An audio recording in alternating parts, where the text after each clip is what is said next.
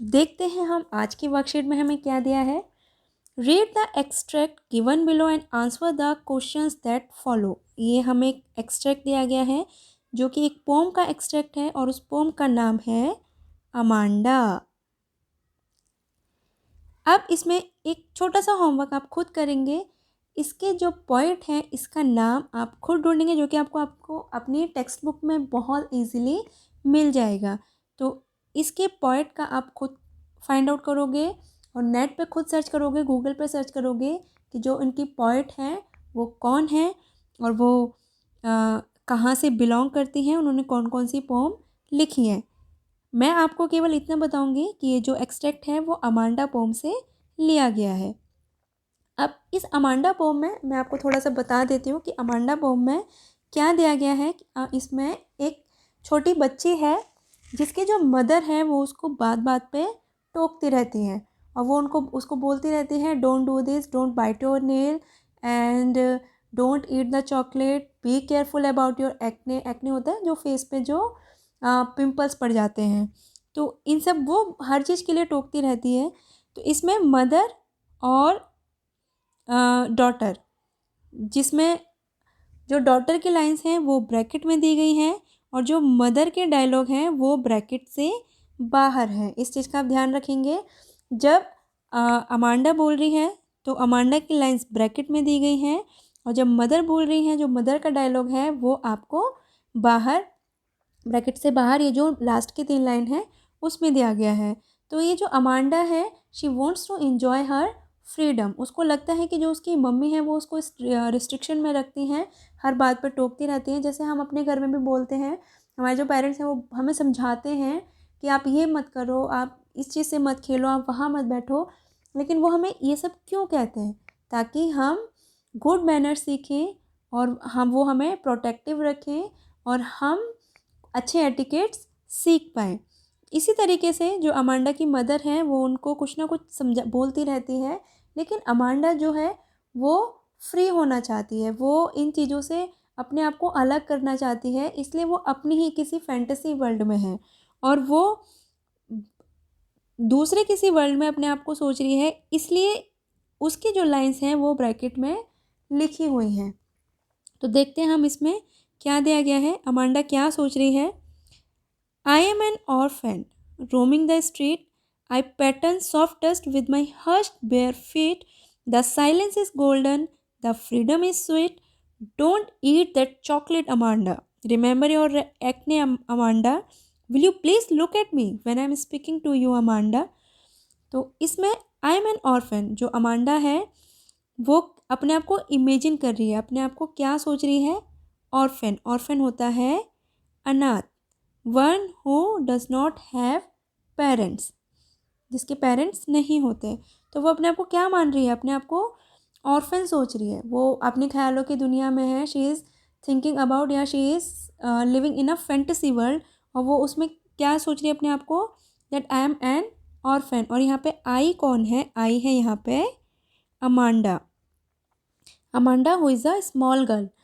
तो वो क्या सोच रही है, वो सोच रही है कि काश मैं एक ऑर्फन होती, रोमिंग द स्ट्रीट, और बिना किसी रोक टोक के गलियों में घूमती रहती। रोम होता है घूमना, roaming the street it means बिना किसी रोक टोक के गलियों में घूमती रहती। जैसे अनाथ बच्चे होते हैं, उनके पेरेंट्स नहीं होते तो उनको कोई रोकने टोकने वाला भी नहीं होता।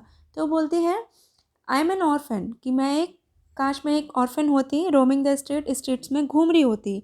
आई pattern soft dust with my hurst bare foot. Bare होता है नंगे पाँव, बेयर फीट होता है नंगे पाँव, और बेयर होता है विदाउट क्लोथ्स। तो आई पैटर्न सॉफ्ट डस्ट, तो जहाँ पे वो घूमती स्ट्रीट में क्या है, डस्ट है, धूल है, मिट्टी है, और वो उस मिट्टी पे अपने बेयर फीट से कुछ कुछ पैटर्न बना रही है। कोई भी पैटर्न बना सकती है फीट से। फीट से किस तरीके के पैटर्न बन सकते हैं, तो वो उस डस्ट पे अपने हर्स्ट, मतलब चुपके से चल रही हैं और अपने हर्स्ट बेयर फीट से वो डस्ट पे पैटर्न, अपने पैरों से वो पैटर्न उस डस्ट पे, उस धूल पे बना रही है। The silence is golden. तो साइलेंस इज गोल्डन, वो साइलेंस को किससे कंपेयर कर रही है, गोल्ड से कंपेयर कर रही है। क्यों कंपेयर कर रही है, क्योंकि वो अपने आसपास साइलेंस चाहती है। वो नहीं चाहती कि उसकी मम्मी उसको टोके, और वो चाहती है कि उसकी मम्मी अभी की अभी चुप हो जाए, उसको साइलेंस प्रोवाइड कर दे। तो वो साइलेंस को किससे कंपेयर कर रही है? गोल्ड से कर रही है। गोल्ड से क्यों कंपेयर कर रही है? क्योंकि गोल्ड इज़ वेरी प्रीशियस, बहुत महंगा होता है, बहुत प्रीशियस होता है। तो साइलेंस को वो किससे कंपेयर कर रही है? गोल्ड से। और यहाँ पे हमारे एक पोएटिक डिवाइस है मेटाफर, META, ये टी है, METAPHOR, मेटाफर। मेटाफर को हम बोलते हैं रूपक अलंकार। तो यहाँ पे एक पोएटिक डिवाइस हो रही है। और मेटाफर कब होता है? जब दो डिसिमिलर, मतलब उनमें वो एक जैसी नहीं है लेकिन फिर भी उनमें सिमिलैरिटी बिठाई जा रही है। तो दो डिसिमिलर चीज़ों का कंपैरिजन किया जाता है, तो वहाँ पे होता है मेटाफर। जैसे यहाँ पे साइलेंस और गोल्डन दोनों ही अलग चीज़ें हैं। साइलेंस शांति, गोल्डन क्या है? गोल्ड इट मीन्स सोना। दोनों ही अलग चीज़ें हैं, लेकिन दोनों में सिमिलैरिटी क्या है कि दोनों ही प्रीशियस हैं, दोनों ही बहुत ज़्यादा मैग्निफिशेंट है, बहुत ज़्यादा बहुमूल्य हैं। तो ये सिमिलैरिटीज़ में बिठाए गए। Silence is golden, the freedom is sweet. और फ्रीडम को किससे कंपेयर किया गया है? स्वीट से किया गया है। तो इस पूरी लाइन में एक पोएटिक डिवाइस है, वो है मेटाफर। तो फ्रीडम क्या है? फ्रीडम बहुत स्वीट है। अब उसकी जो मदर है वो अमांडा को बोल रही है, don't eat that chocolate Amanda, remember your acne Amanda, will you please look at me when I am speaking to you Amanda. तो चॉकलेट मत खाओ, रिमेंबर योर एक्ने। तो चॉकलेट खाने से उसके फेस पे क्या हो जाते हैं? मुहासे। तो वो बोलते कि अपने एक्ने को रिमेंबर रखो। तो वो उसको मना कर रही कि चॉकलेट मत खाओ, क्योंकि फिज़िकल वर्ल्ड में आपका जो आउटलुक है, आपकी जो फिज़िकल फिटनेस है या जो फेस है, फिज़िकल अपीयरेंस के बारे में जो उसकी मदर है वो बहुत ज़्यादा कंसर्न है कि उसकी बेटी के फेस पे ज़रा भी एक्ने नहीं दिखना चाहिए। तो वो उसको चॉकलेट खाने के लिए मना कर रही है कि चॉकलेट मत खाओ, रिमेंबर योर एक्ने, अपने फेस पे एक्ने हो रहे हैं तुम्हारे, उसका ध्यान रखो। Will you please look at me when I am speaking to you. तो जब उसकी जो मदर है, अमांडा की मदर, वो अमांडा को वो सब बोल रही है कि don't eat that chocolate, remember your acne, तो अमांडा उसकी तरफ देख भी नहीं रही है।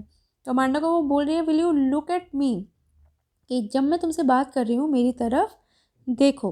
तो ये था आपका एक्सट्रैक्ट, जो कि एक पोम अमांडा से लिया गया है। बहुत इम्पॉर्टेंट एक्सट्रैक्ट है, इसको आप दोबारा से सुनेंगे, दोबारा से ध्यान से पढ़ेंगे। और आगे हम चलते हैं अपने क्वेश्चन आंसर्स की तरफ। The fact that silence is golden, the freedom was sweet for Amanda tells. तो अमांडा के लिए जो साइलेंस है वो गोल्डन है, इट मीन्स गोल्ड की तरह है। फ्रीडम स्वीट है, फ्रीडम स्वीट की तरह है। और ये चीज़ आपको क्या बताती है? Tells that she desires freedom, she denies freedom, she desires communication, she desires dependence. तो वो क्या चाहती है? She desires freedom. Who calls herself an orphan. इसका आंसर बहुत ईजी, आप खुद करोगे। अपने आप को कौन ऑर्फन मानता है? तो इसमें आप ये 4 ऑप्शन दिए हैं, the little girl, Amanda herself, Amanda's friend, या अमांडा की सिस्टर। तो कौन अपने आप को ऑर्फन बोलता है? The lines above bring out the contrast. ऊपर की जो लाइन्स हैं वो कंपैरिजन कर रही हैं। किन दो चीज़ों में कंपैरिजन कर रही हैं? The denial of freedom and the struggle faced by growing child, the desire of dependence and the love spirit, the love that spoils a growing child, the importance of hate and love, the advantage of argument and revolt. तो ये 4 option में आपको एक correct option choose करना है, जिसमें आपको देखना है कि किन दो चीज़ों के बीच में कंपैरिजन उन ऊपर की लाइन में हो रहा है। तो आपके हिसाब से जो करेक्ट आंसर है आप वो लिखोगे। I will not tell you the correct answer. Choose the option that list the set of statement that are not true according to the given lines. तो यहाँ पे आपको कुछ स्टेटमेंट्स दी गई हैं, और उन स्टेटमेंट्स में से आपको वो स्टेटमेंट चूज़ करनी है जो कि ट्रू नहीं है, इट मीन्स जो कि फॉल्स है। तो Amanda wishes to be away from her daily routine, ये ट्रू है, वो अपने डेली रूटीन से दूर हटना चाहती है। Amanda perceives herself to be an orphan roaming the streets, तो ये भी ट्रू है। She wants to dependent, she seems happy as she draws pattern using her hand, तो वो अपने हैंड को यूज़ करके पैटर्न को ड्रॉ नहीं कर रही है। तो आपको ये 4 दिए गए हैं, इसमें से एक ऐसा स्टेटमेंट आपको ढूंढना है जो कि फॉल्स है। अब हम देखते हैं question number 5। Which word does roaming not correspond to? It means roaming का not correspond to, it means roaming का आपको एंटोनिम, रोमिंग होता है घूमना, तो रोमिंग का एंटोनिम ढूंढना है। It means opposite word. Roving, roving मतलब भी रोमिंग होता है, वॉन्डर मतलब भी रोमिंग होता है, रैम्बल मतलब भी रोमिंग होता है। तो यहाँ पे ड्रीमिंग वर्ड है सपना देखना, जो कि रोमिंग का सिनोनिम नहीं है। The literary device used in the phrase the silence is golden the freedom is sweet, इसका आंसर मैं आपको ऊपर ही बता चुकी हूँ, तो इसका आंसर आप खुद लिखेंगे। नेक्स्ट है the above stanza uses the phrase look at me, which of the following expression is incorrect with respect to the word look at. तो इसमें आपको अबव स्टैंजा में लुक एट मी मतलब मेरी तरफ देखो, तो इसमें नीचे आपको कुछ एक्सप्रेशन दिए गए हैं। विच of the following expressions, it means आपको कुछ एक्सप्रेशन दिए गए हैं, इसमें से आपको एक इनकरेक्ट एक्सप्रेशन ढूंढना है जो कि लुक एट वर्ड के साथ ठीक नहीं जाता, मतलब it does not goes with look at word. तो look at yourself, look at the picture, ये ठीक है। Look at freedom, look at yourself, look at the building, ये तीनों ठीक है। लुक एट फ्रीडम, तो यहाँ पे ये रॉन्ग है क्योंकि फ्रीडम कोई ऑब्जेक्ट नहीं है, तो इस पर हम देखेंगे कैसे। तो यहाँ पे आपको जो मैंने आपको आंसर बताया है वो आंसर आपको टिक करना है। नेक्स्ट है justify the poet's imagination to be a mermaid in Amanda. तो इस अमांडा पोएम है, पोएम का नाम है अमांडा। तो आप जब इस पोएम को, आपके पास टेक्स्ट बुक भी है, आप इस पोएम को पूरा पढ़ेंगे और आपको इसका आंसर ढूंढना है कि जो अमांडा है वो अपने आप को मरमेड से कंपेयर करती है। मरमेड कौन होती है? जलपरी। आपने कार्टून्स में देखा होगा कि इस जो मरमेड की जो आधी बॉडी होती है वो ऊपर की आधी, पेट से ऊपर की आधी बॉडी उसकी इंसान की होती है, लेडी की होती है, और पेट से नीचे की उसकी बॉडी फिश की होती है, तो वो होती है जलपरी। तो मरमेड को हिंदी में जलपरी बोलते हैं। तो अमांडा अपने आप को मरमेड से कंपेयर करनी है, तो वो अपने आप को मरमेड से क्यों कंपेयर कर रही है, इसको आपको जस्टिफाई करना है। क्यों कंपेयर करती है? क्योंकि जो मरमेड है वो पूरे ओशन में अकेली रहती है, उसको कोई डिस्टर्ब करने वाला नहीं होता। और आप जब इस पोम को पूरा पढ़ेंगे तो आपको इसका रीज़न भी समझ में आ जाएगा, और इसका आंसर आपको 40 to 50 वर्ड्स में लिखना है। अब है हमारा cab message, wash your hands with soap and water regularly. अपने हाथों को साबुन और पानी से रेगुलरली धोएं। तो ये थी आपकी आज की वर्कशीट, जिसको आप कंप्लीट कीजिए and revert back to me. Till then good bye.